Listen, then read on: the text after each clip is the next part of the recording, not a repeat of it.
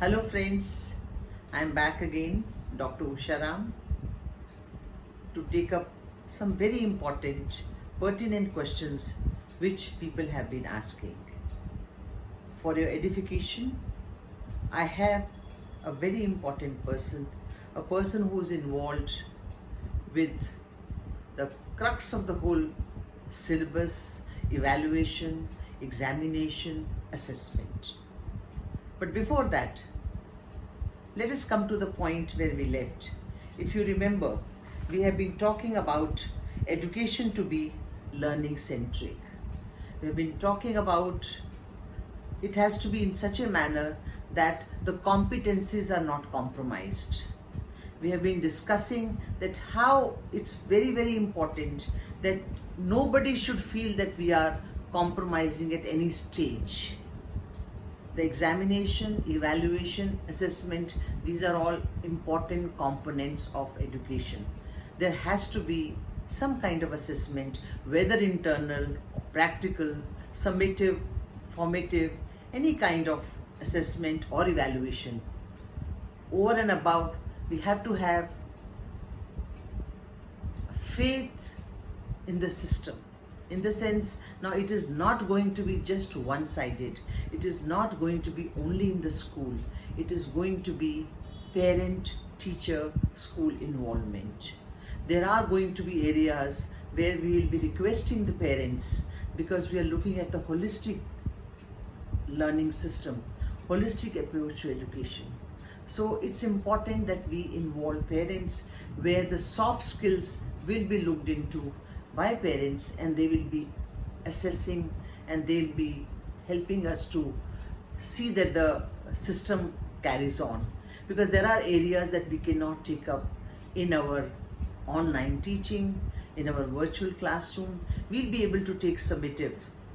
Along with that, yes, to some extent, some practicals or some kind of assessments can be done on the basis of the projects or mind mapping or any kind of other they have worked out short story writing, essay writing, decorations, artwork, or interaction in the evenings with the peer. So there are various ways of, because ultimately we are looking for lifelong learning. So it is not just the examination, it's just not the marks, but we have no choice. We have to come back to examinations, because ultimately that gives a choice to the child to go to a better college, to a better institution, India or abroad. And once the children are aware that how much they can, they can be given concessions, because they're looking for that. And I'm so happy to announce that 30% syllabus has been reduced. There are people who are not very happy about it. They, the top-notch educationists, they feel that I think this is compromising, but we feel it's not, because the basic components have been kept intact. There are areas which can be taken up in a practical manner, or they've already been done in the previous classes, or can be taken up in the next class. So it's because this is a very a situation where we don't know what to do. This is not the best practice, but we have no choice than to go for it. So that's the reason I thought it's very important to get the right person, Dr. Ameeta Wattal, Principal, Springdales School, Pusa Road, who's going to be with us to discuss on syllabus, on evaluation, and there are certain more few questions that we have, which people have been asking. I'll be taking up with her. Welcome, Ameeta. Usha, you have been an icon, and you have done such amazing work in so many areas, whether it is special needs, whether it is in the area of CBSE development, English. I mean, I think that you should constantly be involved with all of us, because your wisdom, your inputs are absolutely amazing. I know that. And really Thank you look up so to much. you in many ways. Many Love ways you. look up to you. Love you too. Yeah. Okay, Dr. Ameeta, it's so wonderful to have you with us today for your edification. This is one channel in which we are trying to help out parents, teachers, students, and give them some kind of special views what we feel as educationists, and I thought you are the right person for that. So, my friends, we have Dr. Ameeta Wattal, Principal, Springdale School, Pusa Road, and Kirtinagar, New Delhi. She's the manager of Springdale School, Jaipur, founder, principal, and executive member, Springdale School, Dubai. She is the chairperson, Global Inclusive Education Network, National Advisory Committee Inclusive Education, constituted by Center for Disabilities Studies and Action, Tata Institute, Mumbai. Former chairperson, National Progressive Schools Conference, in which she did wonderful job, and she did so many new innovative programs that if I start listing, it's going to be too much. She has worked in the sphere of education, creative art, special needs education, communicative English, street theatre, women education, peace studies, and curriculum development for the last 4 decades. She has held several posts in and abroad at both school and university level. She is the recipient of prestigious National Teachers Award from President of India, Dr. APJ Abdul Kalam ji. She has so many other awards to her credit, but instead of going into those details, at least I'll mention one more. There's another Asia Award which she got, Endeavour Award from Australian government for her work in the area of Asia literacy work, with innumerable awards. Other so many innumerable awards are there, national, international, and she's a former member, World Council of Churches, Geneva, for Education of Peace and Human Rights, on the managing board of several schools and B.Ed colleges across the country. Over and above, she is being called as webinar queen these days. She's involved with almost all the organizations, and I feel so proud to have my friend Ameeta to be on all those channels. And another word, a beauty with brains. Here is Ameeta Wattal with us on. I'll be requesting you to please answer certain questions which people are really having some issues, and I'm sure you're involved with all of them. So you'll be the right person to give us some of the views. You have been an integral part of evaluation, examination, and assessment of school education system, not only in your school, but associated with CBSE and CRT at the final stage of document. Your words like core competencies are not compromised even after reducing of 30% syllabus, which we heard and we all applauded. But still, people are very concerned. Have we really compromised with the core competencies when we are reducing 30%? And I'm sure you are the right person to give the answer to that. Over to Ameeta Wattal. Thank you so very much, Usha ji. I mean, I've always regarded you as a person who has been a pillar in the area of education. And from you, words of appreciation are extremely meaningful, because you yourself are a highly competent person who's been on so many committees during your entire life as an educator, and you continue to do that. And more power to Edification, because it's doing some grand work. And I hope that people keep listening to it, because you're bringing in some very fine people to talk to others. So this is yeoman service that you're doing. So many compliments to you for Edification.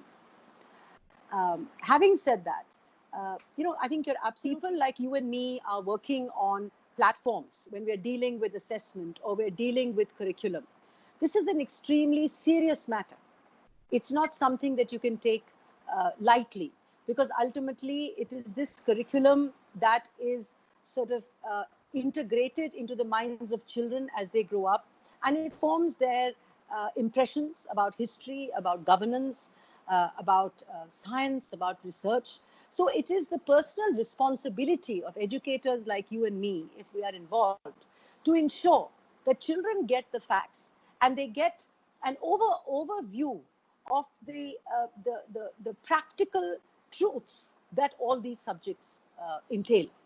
Having said that, when there is always a certain concern when people find that certain chapters have been removed from the political science, because these are areas where a lot of humanization, a lot of a lot of understanding of what the world is, of what a historical perspective was of a country or a political ideology is brought out. And that's very important because ultimately learning is empirical and it is built on the foundations of the various things that we go across. So, having said that, I would like to feel that the CBSE is a highly progressive board.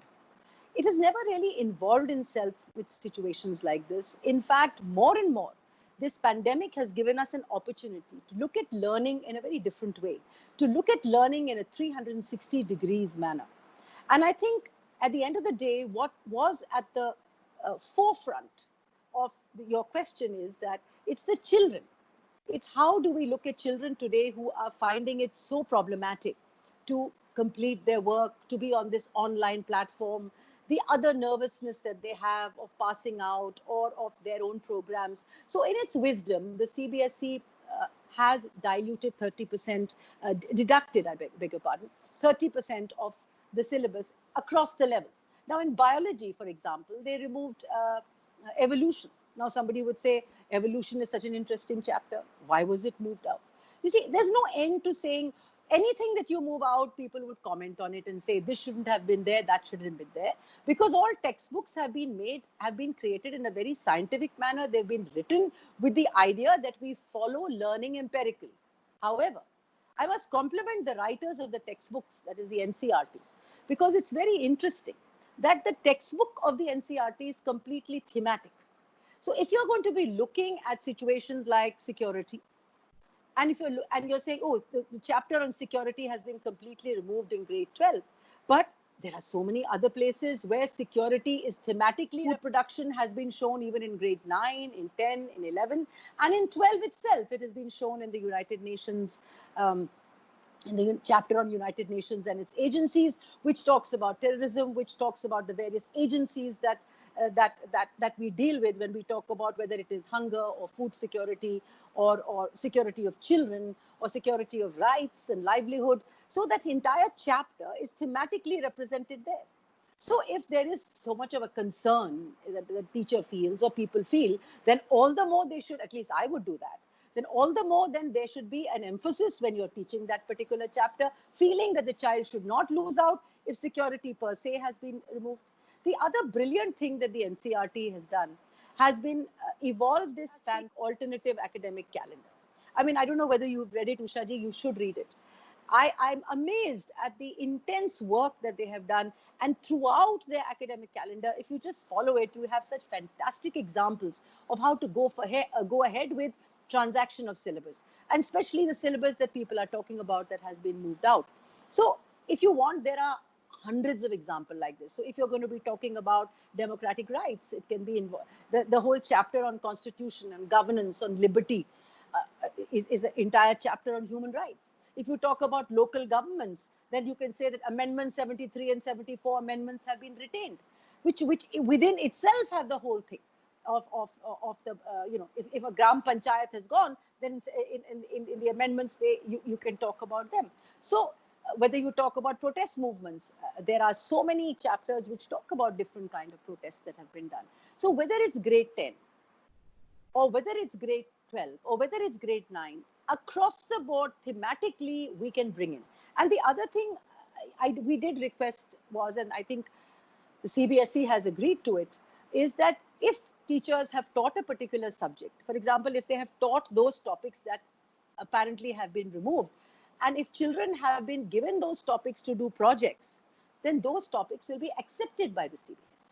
So there's no agenda behind this whole thing, because if they're accepting the project work that is being done, I don't see why anybody should be, commenting on this. The other thing is, it's only for a period of a short time. We're going to go back to this. So it's only being done for, it's like a disaster management tool. So it's like a what shall I say? It's like a curriculum management, or it's like a syllabus management in a disaster situation.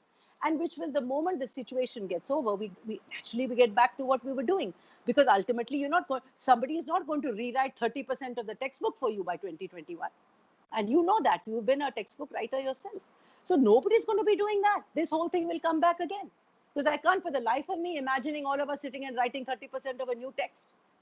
Of course not. I mean, it is absolutely ludicrous and illogical to think like this. And I want everybody to understand that this is a great opportunity to look at concept-based learning, to look at thematic learning, and to move forwards in that direction. Usha? Thank you so much, Ameeta. I'm sure people would have really understood. And the most important thing that they wanted to know was that there's a linkage. Now, what you have just said is very clear that already some of the topics they have either done before, the competencies have been compromised. It's only the teachers have to see to it and make them understand that this we have done, this will be taken up again, and probably in the next class, for example, if it's ninth and 10th and 11th, and the most important aspect is that there is a linkage. If 30% has been taken out, doesn't mean that it is not required, but there is a linkage. And as you said, the project work or mind mapping, there are so many ways of taking it up, and that will be assessed and that will be evaluated, and there will be an internal assessment. See, wonderful on the part of CBSE, as you said, they are very, very flexible. They have understood that they are going to have a faith in school, and as schools we have to have faith in our parents. So it's very important that we have a very, as you talked about, 360-degree holistic approach. So we all have to do it together, parent, teacher, schools, everybody. Thank you so much, and I'm sure this particular aspect will be very clear in their mind that we have not compromised at any stage when it comes to curriculum, evaluation, examination. Thank you. Now, I have another question with me right now, which we have been talking about, and even I have heard you talking about it. See, the learning outcomes are the most important component in the entire education system. That is the learning outcome. And what I'm looking for is that teachers must understand, parents must understand that learning outcomes are more important than any other issue. Can you give some light on it? The learning outcomes are more important than anything else that they are talking about, that they should keep in mind, which I think you'll be able to enlighten everybody. Thank you, So I Ameeta. think Usha, as always, is a very perceptive educator. You ask some very fine questions.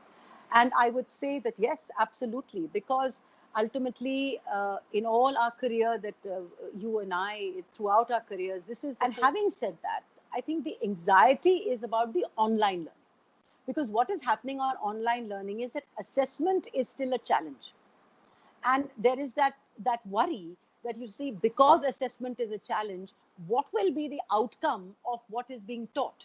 Because ultimately we are looking at a Google form, or we're looking at very short MCQ or OMR based kind of questions.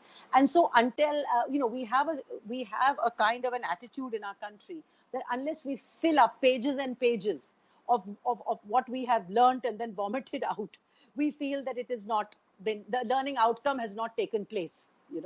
And so unless we have completely emptied ourselves of all the data that we have learned by heart, and we filled an entire book, we feel we've not had a learning outcome.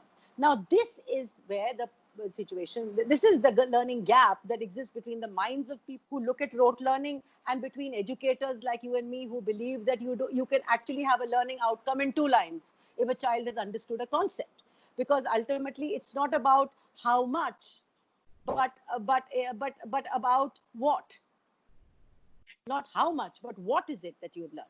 And so having said that, a lot of us are working towards an assessment pattern where we will be able to sort of gauge, because there is no doubt about it, because assessment is very essential to know what the child has understood in anything that he does, whether it's mathematics. So how does he apply it to the real world, considering there's no real world anymore? There is a virtual world. The child can't apply a mathematics principle on a cricket field anymore. A child cannot apply a Pythagoras principle maybe in a dance class anymore. So the learning outcome becomes a bit of a situation here. But I think more and more, when we're looking at the alternative academic calendars that are being released, the fact that we're going to be looking at portfolio, at processing books, we're looking at research-based learning, we're going to be looking at handing out topics, we're going to be looking at assessments between peer learning. We're going to be looking at breakaway rooms where teachers are going to sit with small groups of children and observe them and be the guide on the side and let them create their own learning.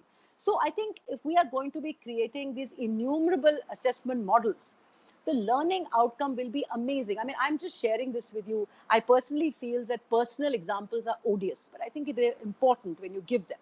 For example, in my school, I have just started an entire new method of learning. I cannot tell you, she's there, she's taken up a particular topic, she has given out, she has asked the children which part of the topic would you like to take up on your own, divide them into clusters or into two groups of two or groups of three or groups of four, depending upon who wants to connect together.